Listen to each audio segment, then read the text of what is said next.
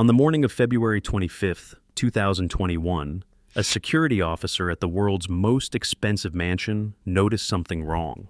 A green Mahindra Scorpio SUV sat parked on Carmichael Road, 400 meters from the building's gates. The vehicle had been there since before dawn. Its license plates did not match any records in the system. Inside, investigators would discover 20 sticks of gelatin explosive, commercial-grade material capable of destroying the car and damaging everything within 350 meters. They would also find a handwritten note addressed to Mukesh Ambani, the richest man in India, and his wife Nita. The note called this act a prelude. More violence would follow. The building those explosives were meant for rises 27 stories above Mumbai's Altamount Road, a glass and steel tower that cost nearly $2 billion to construct, 400,000 square feet of living space for a single family, 600 staff members working around the clock to maintain the illusion of effortless luxury, 3 helipads on the roof, though aviation authorities have never permitted their use, a private theater with 50 seats for film screenings, a snow room where artificial flakes drift from the walls, providing relief from Mumbai's suffocating tropical heat. 9 high-speed elevators connecting levels that include swimming pools, yoga studios, a health spa, and 3 floors of hanging gardens inspired by the legendary terraces of ancient Babylon. The land beneath this tower once held an orphanage for underprivileged Muslim children. The family who built it refused to sleep inside for over a year after construction finished, convinced by astrologers that the building would curse them with bad luck. From the upper floors, on clear days, you can see Dharavi spreading across the landscape, one of the largest slums in Asia, where nearly 1 million people survive on less than $2 a day. The contrast requires no commentary. It simply exists, visible to anyone with the eyes. This is Antilia, named after a mythical island of gold in the Atlantic Ocean that appears on medieval maps but has never been found. And the story of how this building came to exist reveals something uncomfortable about what extreme wealth actually means in the 21st century. This is not a story about architecture or interior design or the lifestyles of the super rich. This is a story about what happens when a single family accumulates resources on a scale that would have been unimaginable to previous generations, and what that accumulation costs everyone else. To understand Antilia, you must first understand the man who made it possible, though he never lived to see it completed.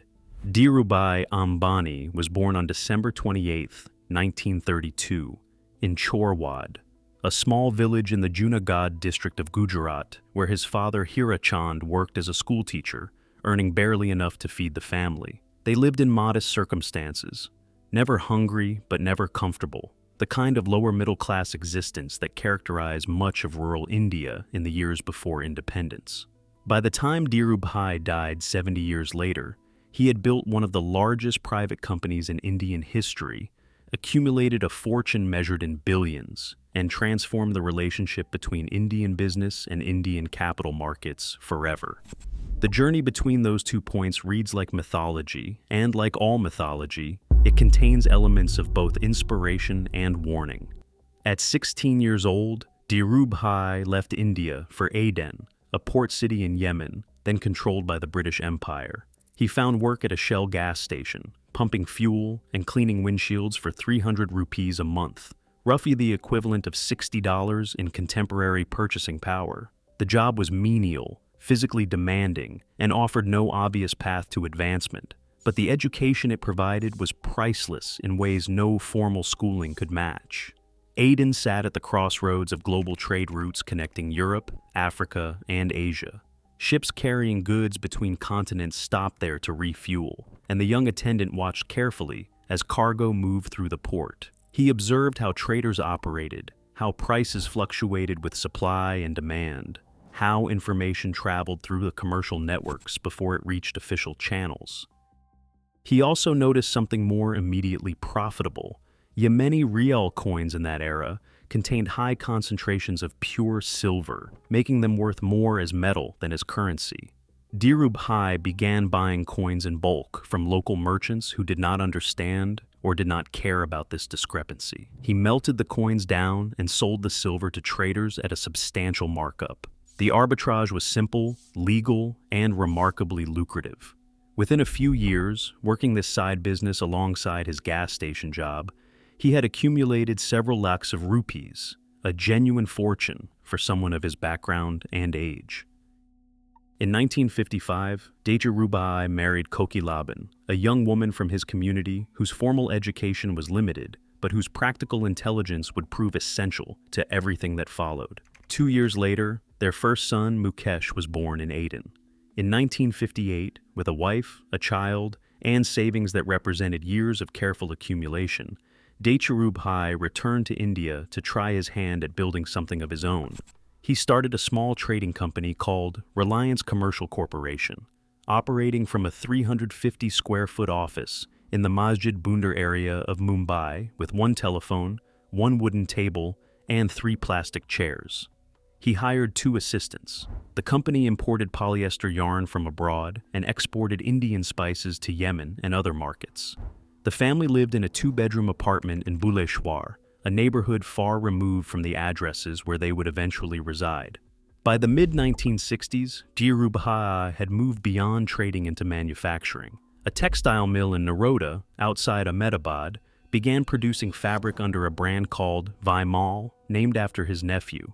The quality was good, the prices competitive, and the marketing brilliant for its era. Vimal showrooms appeared in cities across India, their bold signage promising affordable luxury to consumers who had previously associated synthetic fabrics with inferior goods. The brand succeeded beyond all reasonable expectation, transforming Reliance from a trading company into a genuine industrial enterprise. But Dechirubhai's most consequential innovation had nothing to do with textiles. In 1977, he took Reliance public, offering shares to ordinary Indians through a process that upended conventional assumptions about who could participate in capital markets. Traditional business wisdom held that public offerings should target institutional investors, banks, and wealthy individuals who understood financial instruments. Dechirubhai ignored this wisdom entirely. He marketed Reliance shares to middle-class families, small shopkeepers, and first-time investors who had never owned equity in anything. He promised them a stake in India's industrial future, a chance to profit alongside the company as it grew. The pitch was simple, emotional, and devastatingly effective. Over 58,000 individual shareholders participated in that first public offering. The number would grow exponentially in the years that followed. By the mid-1980s, Reliance claimed to have more shareholders than any other company in the world, and its annual general meetings had grown so large they could no longer be held in conventional venues.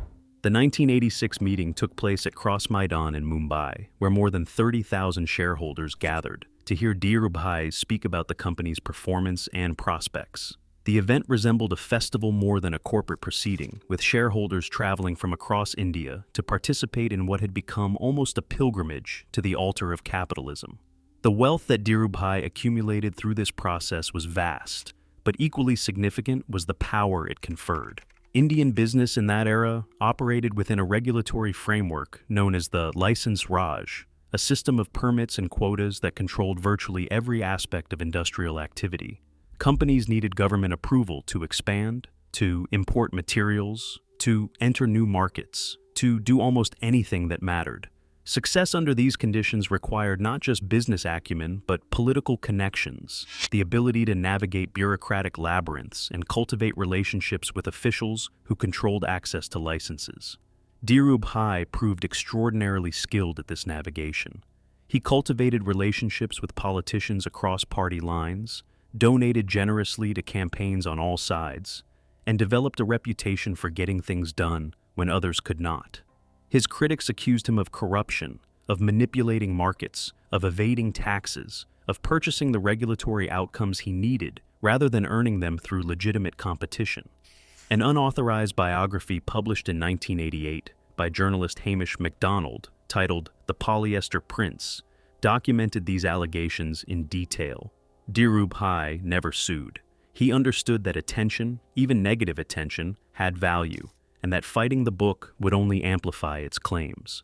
The company continued growing regardless of controversy. Reliance expanded from textiles into petrochemicals, acquiring the feedstocks needed to manufacture synthetic fibers rather than importing them at fluctuating prices. It moved into refining, constructing facilities that could process crude oil into the products India's economy demanded. It explored for oil and gas, seeking to control the entire value chain from underground reserves to retail showrooms. By the 1990s, Reliance Industries accounted for approximately 3% of India's entire gross domestic product, a concentration of economic power in private hands that few other nations would tolerate. In February 1986, Dhirubhai suffered a stroke that paralyzed his right hand and forced him to begin transferring operational control to his sons. Mukesh, the elder, had studied chemical engineering at the Institute of Chemical Technology in Mumbai before starting an MBA at Stanford that he abandoned midway to help with the family business. Anil, 3 years younger, had completed his MBA and gravitated toward finance, public relations, and the external-facing aspects of corporate leadership. The brothers worked together through the 1990s, their different temperaments and skill sets supposedly complementing each other as Reliance continued its explosive growth trajectory. Then, on July 6, 2002, Dhirubhai Ambani died of a second stroke at the age of 69. The former Prime Minister of India, Atal Bihari Vajpayee, eulogized him as iconic proof of what an ordinary Indian fired by the spirit of enterprise and driven by determination can achieve in his own lifetime. The statement captured something genuine about Dhirubhai's journey from gas station attendant to business titan. What it omitted was equally significant. Dhirubhai left behind a business empire worth more than $20 billion and a personal fortune that ranked among the largest in Asia. He did not leave behind a will specifying how that empire should be divided. The absence of that document would reshape Indian business history and ultimately produce the building that towers over Mumbai today. Within 2 years of their father's death, Mukesh and Anil Ambani were engaged in a public feud that dominated newspaper headlines and alarmed shareholders across the country. The dispute began over control of Reliance Infocom, the telecommunications division that represented the company's bet on India's digital future. It escalated into allegations of poor corporate governance, unfair share valuations, and personal betrayal between brothers who had worked side by side for decades. In November 2004, Mukesh gave an interview to CNBC TV18, acknowledging that ownership issues existed within the family. The admission shocked India's business community. Over the following months, the conflict grew increasingly public. Directors resigned, stock prices fluctuated wildly as investors struggled to assess what the feud meant for their holdings. The crisis ended only through the intervention of Kokilaben Ambani, the mother who had been present since the gas station days in Aden. In June 2005, she announced that she had amicably resolved the issues between her sons with the blessings of Srinathji, a reference to the Hindu god Krishna. The settlement split the Reliance empire according to a formula she devised. Mukesh received the core businesses, oil refining, petrochemicals, and gas exploration. Anil received the newer ventures, telecommunications, power generation, financial services, and entertainment. Both brothers were permitted to continue using the Reliance name. They agreed to a non-compete clause preventing either from entering the other's primary markets for 10 years. Anil celebrated the division with characteristic optimism. "For us," he declared at the announcement, 1 + 1 now equals 111. The mathematics would prove cruelly inaccurate. Over the following decade, Anil's companies accumulated massive debts, pursuing ambitious projects that never achieved profitability.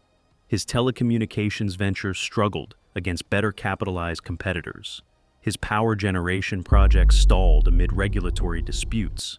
By 2019, his net worth had fallen from a peak of $45 billion to effectively zero. A court in Mumbai held him in contempt for failing to pay personally guaranteed debts to the Swedish equipment manufacturer Ericsson. He faced the possibility of imprisonment for the default. At that moment, with Anil on the brink of disgrace, Mukesh intervened. He paid his brother's debt quietly, without fanfare, honoring some notion of family obligation that had survived their years of warfare. "I am grateful," Anil said afterward. "We have moved beyond the past." The reconciliation had come at the cost of everything Anil had built, his empire absorbed into Mukesh's or scattered to creditors. The gas station attendant's sons had proven that dynasties are fragile, that wealth accumulated over decades can dissipate in years, that the bonds of blood sometimes require bankruptcy to repair. But all of this lay in the future when Mukesh Ambani, newly in sole control of Reliance's core businesses, began searching for land on which to build a monument to his family's achievements. The plot he chose on Altamount Road had a complicated history that would generate controversy for years. Since 1895, the site had housed an orphanage called Kurim Bhoi Ibrahim Khoja Yatim Khana, established by a wealthy shipowner to educate underprivileged children from Mumbai's Khoja Muslim community. The charitable trust that controlled the property operated under the oversight of the WIQF Board, a regulatory body governing Islamic endowments. In 2002, the trust requested permission to sell the land, arguing that the orphanage no longer served its original purpose effectively. The charity commissioner approved the sale 3 months later. Antilia Commercial Private Limited, a company controlled by Mukesh Ambani, acquired the property in July for approximately 210 million rupees, or $4.5 million at contemporary exchange rates. The problem was immediately apparent to anyone who examined the transaction. Independent assessments suggested the land was worth at least 1.5 billion rupees, roughly $18 million, and possibly much more given its location in one of Mumbai's most exclusive neighborhoods. The sale appeared to violate Section 51 of the Waqf Act, which requires that any disposal of Waqf property receive approval from the State Waqf Board, not merely the charity commissioner. Critics accused Ambani of acquiring sacred land meant for orphans at a fraction of its market value through procedures of questionable legality. Lawsuits were filed. Newspaper editorials condemned the transaction. Politicians demanded investigations. None of it mattered. The sale stood. Construction permits were obtained. In 2006, work began on what would become the most expensive private residence in the world.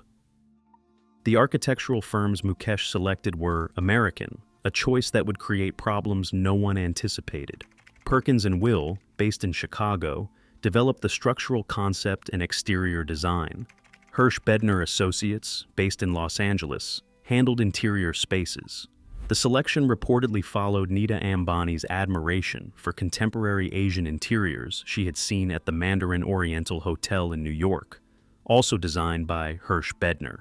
She wanted that aesthetic adapted for a private residence, modern luxury balanced with traditional Indian influences, spaces that felt both cosmopolitan and rooted in the subcontinent's cultural heritage. The architects delivered something that defied easy categorization. At 27 stories, Antilia stands 173 meters tall, but comparing it to conventional skyscrapers misses the point. Each floor features extra-high ceilings, some double or triple normal height. A standard building of equivalent elevation might contain 60 floors of usable space. Antilia contains 27 floors that feel palatial rather than cramped, rooms that breathe rather than confine. The silhouette is deliberately irregular, with cantilevered sections jutting outward at unexpected angles, tiered gardens cascading down the facade, and surfaces that seem to shift and fold as observers circle the structure. The architects incorporated lotus and sun motifs throughout, symbols of purity and energy in Hindu tradition, attempts to anchor this modernist creation in something older than steel and glass. Construction required an Australian contractor, Leighton Holdings, for initial phases, with completion handled by the Indian firm B.E. Billionaire and Company. The building was engineered to withstand earthquakes up to magnitude 8 on the Richter scale, critical for a structure of this height in a seismically active region. The first 6 floors are dedicated entirely to automobiles. 168 parking spaces accommodate the family's collection of vehicles. A complete service station on the 7th floor allows cars to be maintained without leaving the building. 9 high-speed elevators connect all levels, each designed with different materials and artistic themes. The lobbies feature handcraft from across India, metalwork from Uttar Pradesh, sculptures from Chhattisgarh, brassware from Andhra Pradesh. Above the parking levels, floors dedicated to entertainment and hospitality begin. The private theater seats 50 guests for film screenings in conditions that rival commercial cinemas. A ballroom provides space for the social events that define Mumbai's elite social calendar. Health facilities include swimming pools, gymnasiums, and yoga studios, staffed by professionals available around the clock. A spa offers treatments drawing on both Western and Ayurvedic traditions. An ice cream parlor provides treats for family members and guests. 3 floors of hanging gardens, inspired by descriptions of the legendary gardens of ancient Babylon, cascade down the building's south side, terraces of greenery softening the glass and steel facade, and providing spaces for contemplation amid the vertical city. And there is the snow room.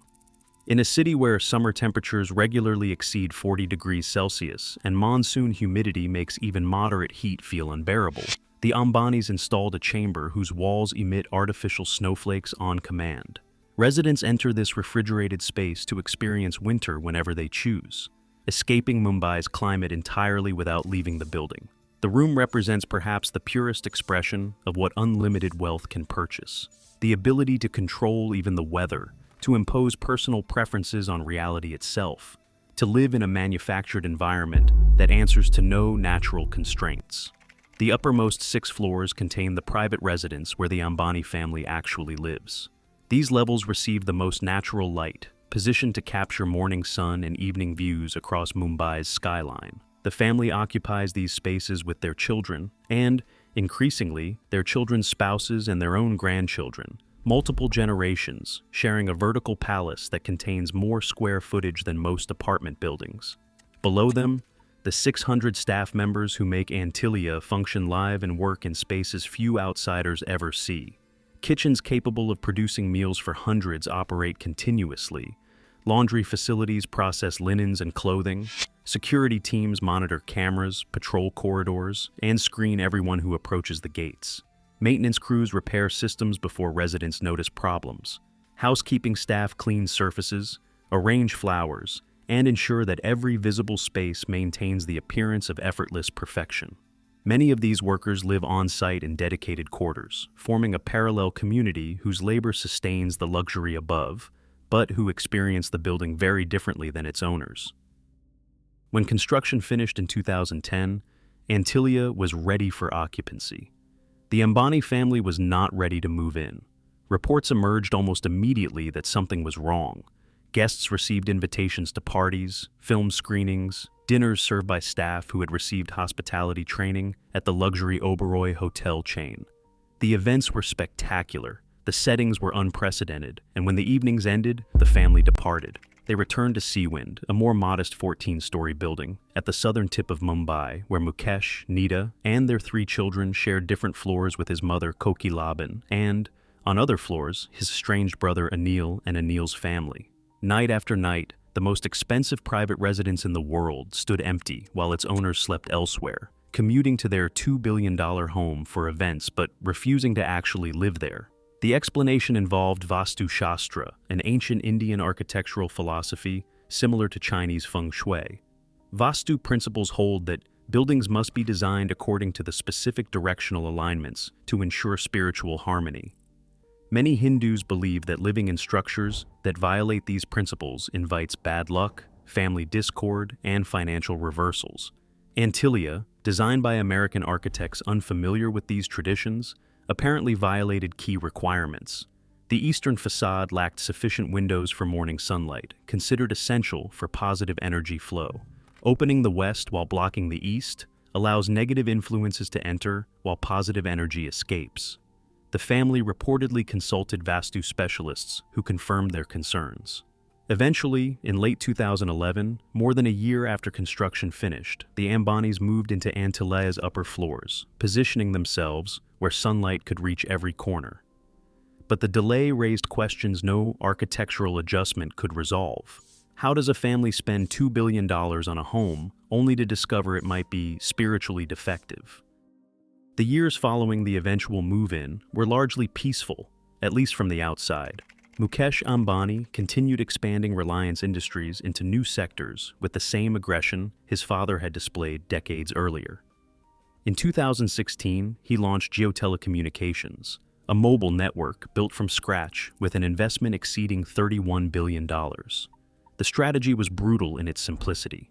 Offer data at prices so low that competitors could not match them, convert hundreds of millions of Indians to smartphone usage, and profit from the ecosystem that emerged once everyone was connected.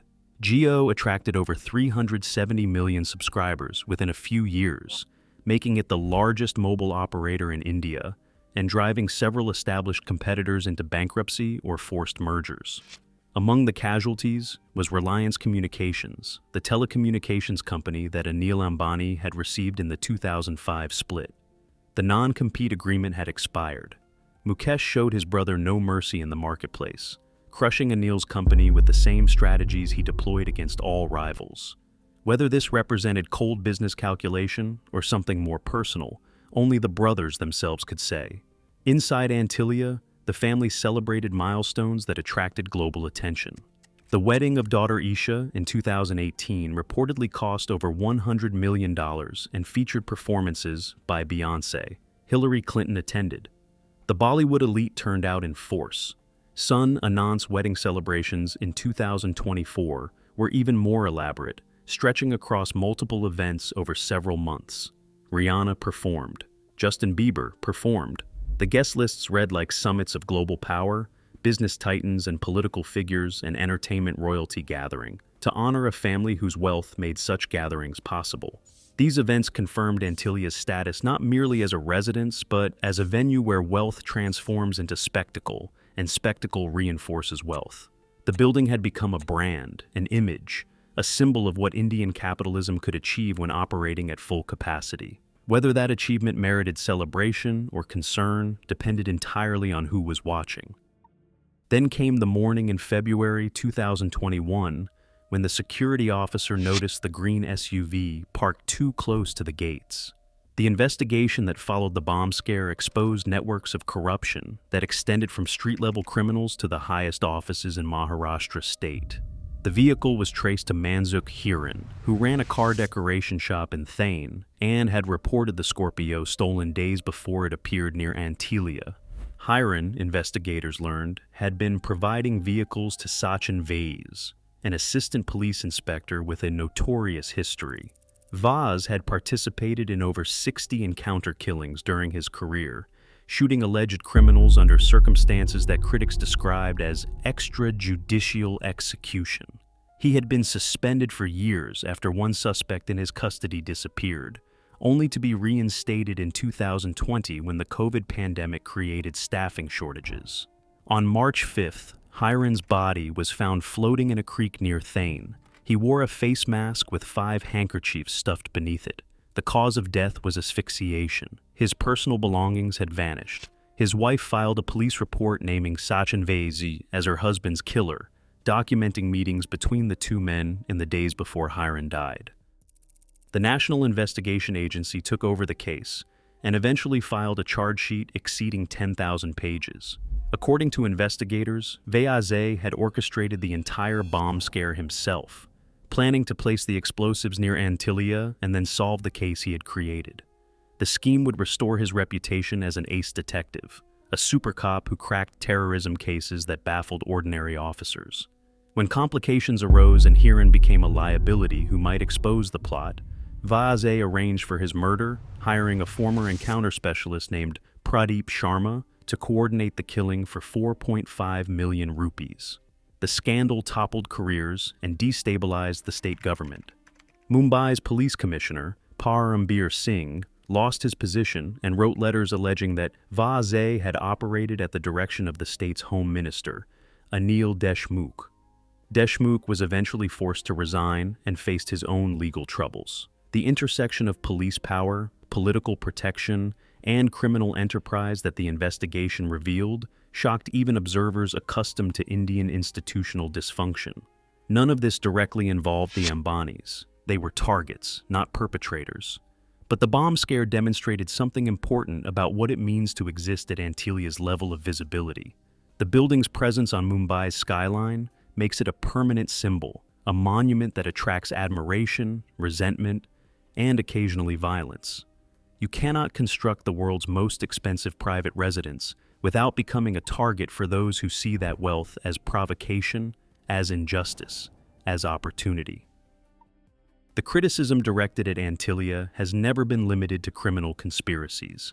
Since construction began, voices across Indian society have questioned whether a building of such extravagance is appropriate in a nation where poverty remains endemic.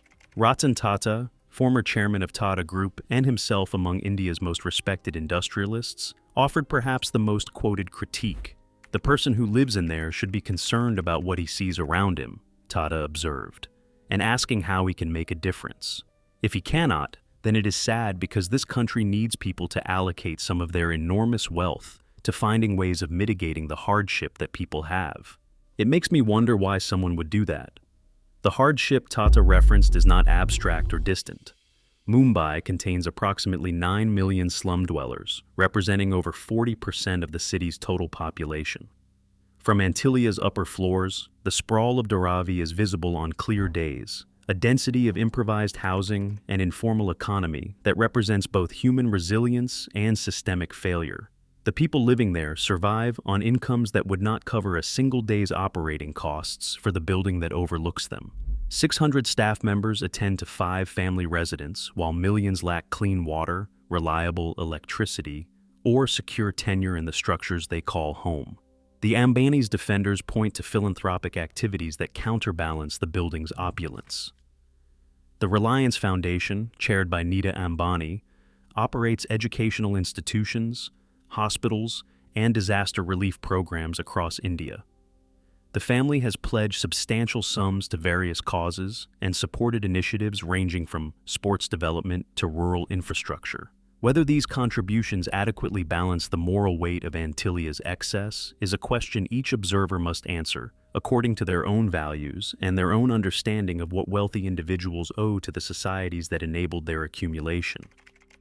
What cannot reasonably be disputed is that Antilia exists, and that its existence reveals something important about the world that produced it.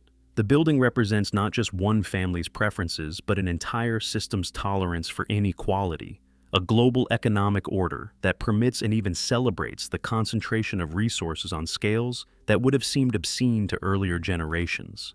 Dhirubhai Ambani started at a gas station in Aden with nothing but energy and ambition.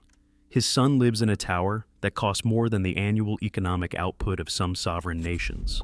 The progression seems almost inevitable in retrospect, each step following logically from the one before, until you arrive at a destination that logic alone cannot justify. Today, Antilia continues to dominate Mumbai's skyline, its glass facade reflecting the city below, while revealing nothing of the life within. The Ambani family continues expanding reliance into renewable energy, digital commerce, and retail, positioning for a future that will require different strategies than the petrochemical empire that built their fortune. Mukesh Ambani's net worth fluctuates with market conditions, but consistently ranks among the 10 largest fortunes on Earth. His children are being positioned to inherit an enterprise that now dwarfs what Dhirubhai built from that 350-square-foot office, with 1 table and 3 chairs. Whether the next generation will face the same conflicts that divided Mukesh from Anil, whether Antilia will endure as a family seat or eventually transform into something else entirely, no one can predict. The building was constructed to last, engineered against earthquakes, and designed to survive whatever the future delivers. But survival is not the same as meaning, and endurance is not the same as justification. The orphanage that once stood on this land educated children who had nothing, preparing them for lives their circumstances would otherwise have foreclosed. The tower that replaced it houses a family that has everything, including the ability to manufacture snow in a tropical city, and the wealth to employ small armies of workers whose labor remains invisible to everyone except themselves.